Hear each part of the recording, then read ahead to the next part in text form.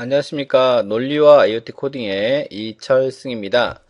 지금 화면은 시뮬레이터 화면이죠. 시뮬레이터 화면에 지금 로그인이 되어 있는 상태이고요. 여러분도 이제 이 과정은 이제 쉽게 할 수 있으니까, 여기까지 먼저 들어와 있습니다.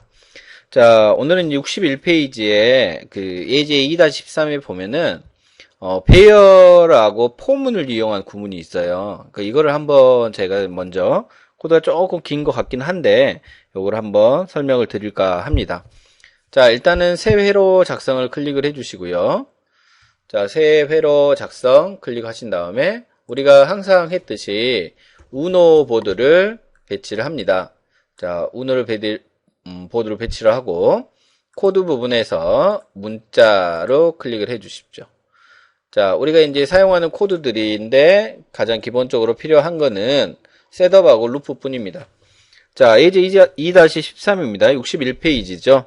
61페이지의 내용을 위에서부터 하나하나 이제 설명을 드릴 거예요. 드리면서 자, 이제 설명을 좀 쉽게 하도록 하겠습니다.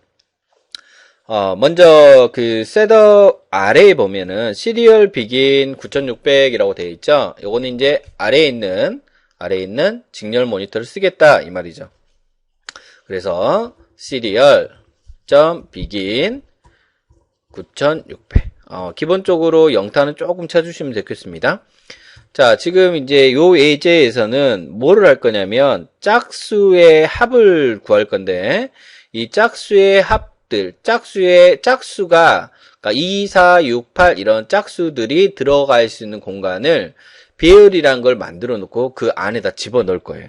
그래서 우리가 이제 짝수, 즉 정수죠. 정수가 들어갈 배열을 하나 선언을 했는데 이 배열의 이름이 even 넘버입니다. even 넘버. 자, 몇 개의 공간을 확보를 했냐면 10개의 공간을 확보를 했습니다.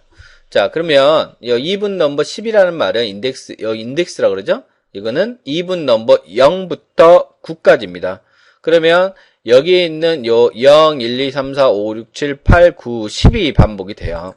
그러면 이제 반복문 할 때 우리가 주로 썼던 게 어떤 구문을 썼었냐면 포문이라는 걸 썼었죠. 그래서 포문 반복문 하겠습니다. 자, 여기에 반복할 것들 0부터 10까지 가야 돼요. 그러면 0부터 10까지 가야하기 때문에 포문의 초기값인 i는 이제 우리가 정한 거예요. 변수니까. 처음에 초기값은 0으로 줍니다. 그렇죠? 그리고 i가 몇 가지 가야 되냐면 여기가 이 10이라는 게 숫자 10이 아니라 10개 공간이라는 거예요. 0부터 9까지라는 거죠. i가 그럼 10개까지 가야 되니까 10보다 작고 i가 계속 증가를 해야 합니다가 이제 조건이 되는 거예요. 그렇죠? 그러면 여기가 포문의 블럭인 거예요. 그러면 이 포문의 블럭이 계속 반복이 될 거예요. 그러면 지금 현재 even number라는 배열은 비어있는 상태예요. 그럼 even number 0부터 9까지의 차근차근 짝수, i의 짝수 값을 넣어주자라는 거예요. 그러니까 2, 4, 6, 8, 10 뭐 이런 식으로. 그러면 반복해서 넣어주자라는 거죠. 그러면 even 넘버 0부터 해야 되니까 0의 초기값은 i죠. 그렇죠? 0이니까 0번째에다가 그러면 0번째에다가 얼마를 집어넣을 거냐면 2를 집어넣을 거예요. 근데 현재 i 값이 0이에요. 그래서 1로 만들어 줘야 되겠죠. 그래서 i 더하기 1을 하게 되면 i는 1이 될 것이고 여기다가 곱하기 2를 하게 되면 2예요. 그러면 even 넘버 0에는 2가 들어가요. 그쵸? 한 바퀴 삥 돌았습니다. 그러면 even 넘버 1에는 뭐가 들어갈까요? 그러면 4가 들어가고 또 더 even 넘버 2에는 6이 들어가고 이런 식으로 계속 반복이 되겠죠. 그래서 여기가 배열을 초기화를 해줬습니다. 자, 그러면 폼 블록 밖에 나와서요. 자, 그 다음에 이제 합을 구하는 변수를 우리는 count라는 변수를 썼습니다. 자, 그러면 얘도 마찬가지로 10번을 반복할 건데 현재 카운트 값에다가 2분 넘버 i번째 배열에 있는 2, 4, 6, 8, 10 이런 값들을 누적을 시키겠다 이 말이에요. 그래서 폼은 int i는 0이고 i가 10보다 작고 i를 증가시키고 여기다가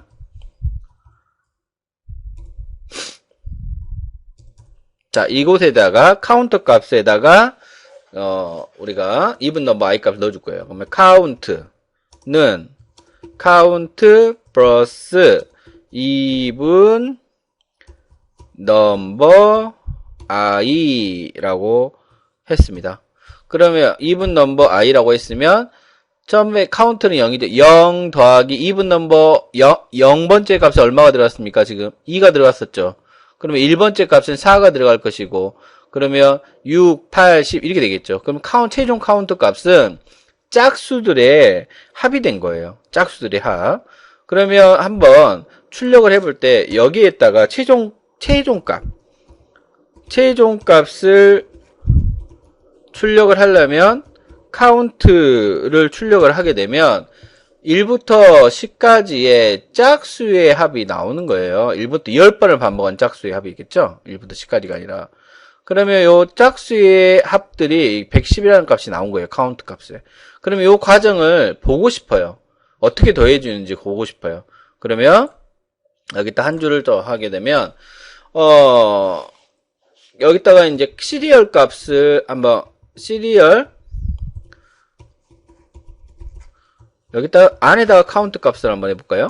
그러면 여기는 몇 번 반복하냐면 10번 반복이 돼요. 그러죠? 요거는 최종 값이고 지금 폼은 블럭이 여기서부터 여기까지가 이렇게 반복이 되는 거죠. 한번 시뮬레이션 시작 한번 해보겠습니다. 자 그러면 여기 보시면 자 요 110은 처음이죠. 처음에 카운트에 들어간 값이 얼마 들어갔어요? 2, 6, 12, 20, 30, 42 이런 값들이 들어간 거예요. 최종적으로 이 값들이 짝수의 합이 돼서 들어갔구나 이렇게 확인할 수가 있는 거예요. 자 어렵게 느낄 수가 있습니다. 근데 이제 다시 한번 이제 설명을 드리자면 자 시리얼.beg인은 시리얼 모니터를 쓰기 위해서 필요하다라고 그랬죠. 자 포문에서 int i는 0 이게 뭐냐면 초기 값이에요. 포문에 대한 초기값. 그러면 지금 현재 i 값이 뭐냐면 배열 인덱스 i예요. 그리고 요게 조건이에요. i가 10보다 작거나 같을 때 i를 증가시켜라. 그러면 i가 0 이렇게 된 거죠. 0, 0 더하기 1 곱하기 2 하니까 2. 그러면 even 넘버 0에가 2가 들어간 거예요. 쭉 돌았어요. 그러면 even 넘버 1에는 얼마가 들어가냐면 4가 들어가죠. 4. 그죠? 1 더하기 1 곱하기 2. 그러면 또 돌아와서 even 넘버 2에 들어간 것은 2 더하기 1, 3 곱하기 2, 6이 들어가는 거고 그 다음 even 넘버 4가 됐을 때는 5, 10 이렇게 짝수들이 계속 누적되어 있겠죠? 그 다음에 요 카운트는 이 카운트에다가 누적을 시키려고 하는 곳이라고 보시면 되겠습니다. 그래서 초기화 변수 카운트는 0. 그 다음에 반복할 때 i번째 그러니까 even 넘버 0, 1, 2, 3, 4, 5 이거 할 때 그 다음에 현재 카운트 0에다가 실제 even 넘버의 초기화됐던 값을 넣어주는 거예요. 그러니까 여기에는 지금 현재 여기에는 배열 초기화를 했던 곳이라고 보시면 되고 여기는 배열된 초기화 값을 카운트라는 변수에다가 누적시킨다고 보시면 돼요. 그리고 여기 이 포문 블록 안에 요걸 넣었죠. 요걸 넣은 거는 이제 10번을 반복하면서 출력된 결과를 보고자 하는 거예요. 그리고 여기에 있는 serial print ln 요거 값은 최종 카운트 값이 얼마냐를 보는 거예요. 그죠? 자, 그러면 이제 요렇게 해서 이제 포문과 배열을 간단히 이야기 드렸는데 지금 현재 보면 여기에는 이제 전역 변수는 없는데 모두 지역 변수예요. 지역 변수라는 건 뭐냐면 가로, 중가로 안에 선언된 변수예요. 그러면 지역 변수가 요것도 지역 변수예요. 즉 포문 블럭 안에 있는 지역 변수. 그죠? 그 다음에 요것도 포문 안에 있는 지역 변수. 전역 변수는 여기 셋업이나 루프 함수 밖에 있는 변수라고 보시면 돼요. 그래 전체 영역에 쓸 수 있는 변수. 자, 우리 교재 64페이지 잠깐 넘어가 볼래요?